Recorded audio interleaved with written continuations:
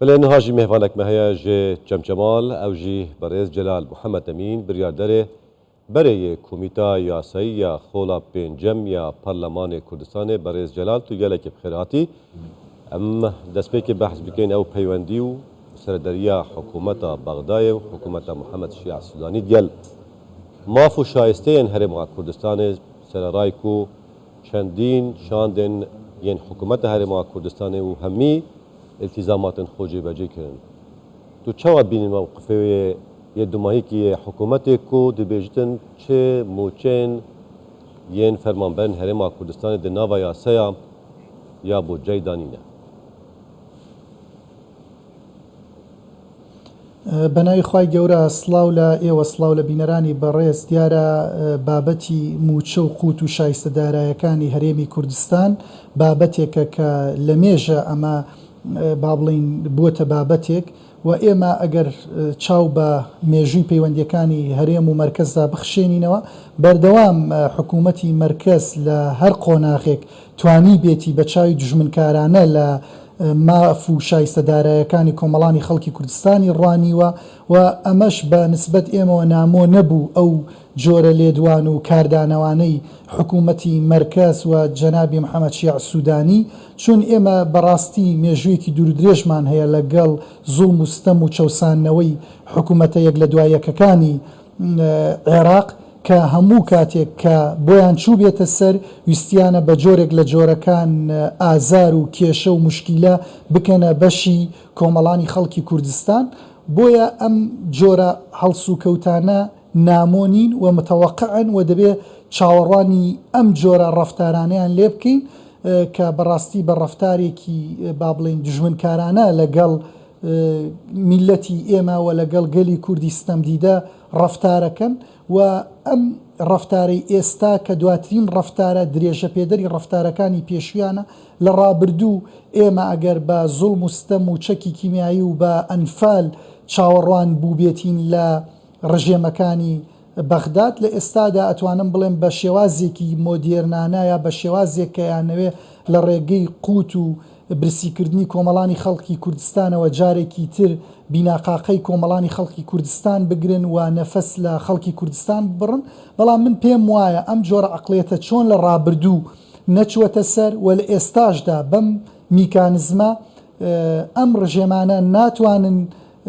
چۆک بە ئیرادەی گەلی کورددا بدەن و گەلی کورد زۆر لەوە بەهێزترە ئێمە بەڕشتنی خوێنی لاوەکانمان کۆڵمان نەدا پیان وانە بێ بە برسیکردن ئێمە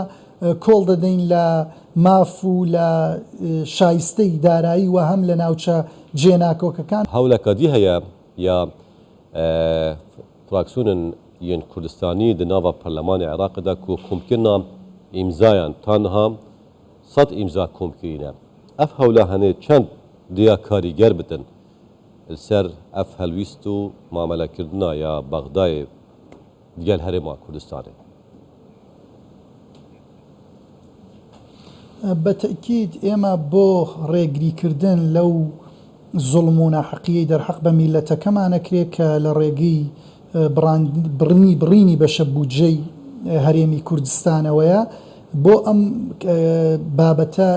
ئەتوانم بڵێم دوو میکانزمان لە بەردەمایە کە میکانزمێکیان ڕێکاری یاساییە کە ئێمە بە شێوازی لۆبیکردن لە نێو ئەنجومەنی نوێنەرانی عێراق بتوانین فراکسیۆنە کوردیەکان لۆبیەک دروست بکەن و بە هەماهەنگی لەگەڵ ئەو کەسولایەنانەی کە پێکەوە ژیان و کە ژیانی ئاشتیانەی نێوان نەتەوەکانی عێراقیان لا گرنگ و لا مەبەستە بتوانین ڕێگری لە ئەو زوڵم و ستەمە بکەین کە دەرحەق بە میلەتەکەمانەکرێت لە ئێستادا ئەمە ڕێکارێکی یاساییە و دواتر ڕێکارێکی تر هەیە کە من پێم وایە ڕێکارێکی سیاسیە کە ئەویش ئەو پشوو درێژی و نەفەس درێژەی قیادەی سیاسی کورد تا ئاستێکە من پێم وایە دەبێ ئەو حکوومەتی ئێستای عێراق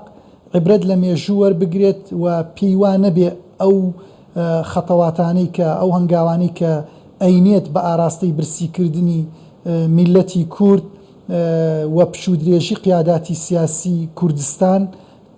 تا سەر ئەبێ بۆ ئەو و پێم وایە پشودرێژی قیادەی سیاسی کە کۆتایی پێهات مەسیری حکوومەتەکەی محەممەد شیع سوودانی لە مەسیری حکوومەتەکانی ڕابردوو باشتر نابێ. باشە من پێم وایە دەبێ ئەو عیبرەت لە هەر سەروێ نەفەس درێژیە و لە قیادی سیاسی کورد هەبێ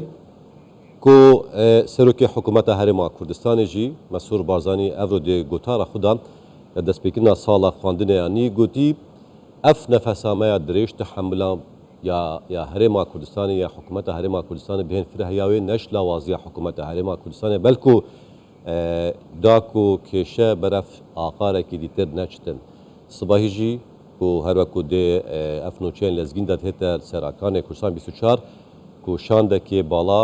جێپێکاتی ژێ سەرۆکی حکوومەتێ و جێگیری و وەزیرن یەن کابینا چارەم بچنتە بەغدایە چەند یا کاریگەر بە تو چاوا دبینی وێ سەردانێ بەتەکید